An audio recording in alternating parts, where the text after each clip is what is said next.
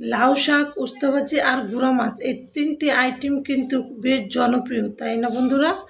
Hello বন্ধুরা, আসসালামু আলাইকুম। আশা করি সবাই ভালো আছো। আলহামদুলিল্লাহ আমরাও ভালো আছি। তো আজকের রান্নাবান্না কি থাকতেছে তোমাদের সাথে শেয়ার করব।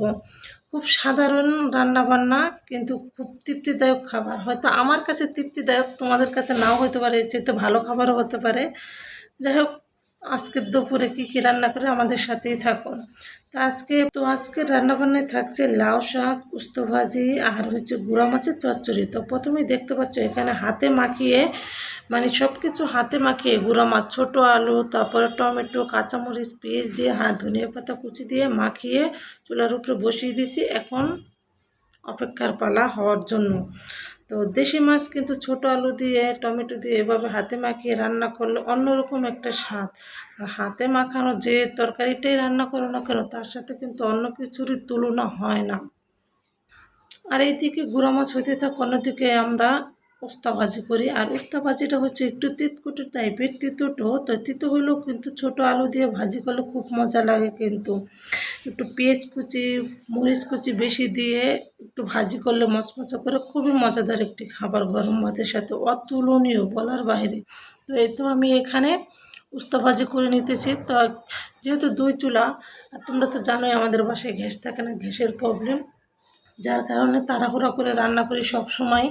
তো 2 চুলাই করতেছি, আর রান্নাবান্না করতেছি আর গল্প করতেছি। তো আমার মতো কে কে এরকম রান্নাবান্না করো আর গল্প করো?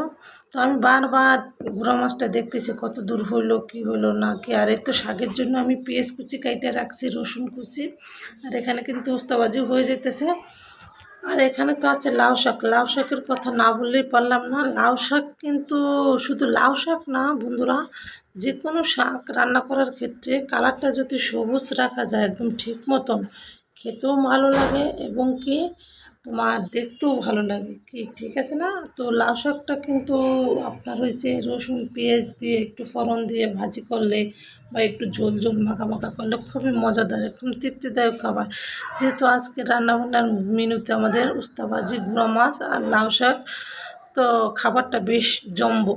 তো এদিকে কিন্তু কথা বলতে বলতে গুঁড়া মাছ একটু দাগ লাগাই নিছি, যেহেতু নিচে পুরা পুরা করবো, একটু মানে নিচে দাগ লাগাই নিছি। তো যাই হোক, কথা বলতে বলতে অনেক কথাই বলে ফেললাম। তো আমাদের ভিডিওটি যদি আপনাদের কাছে ভালো থাকে, প্রতিদিন রান্নাবান্নার ভিডিও যেহেতু তোমাদের সাথে শেয়ার করি, অবশ্যই আমাদের ভিডিওটি লাইক কমেন্ট শেয়ার দিয়ে পাশে থাকবা এবং কি চ্যানেলটি সাবস্ক্রাইব করে রাখবা।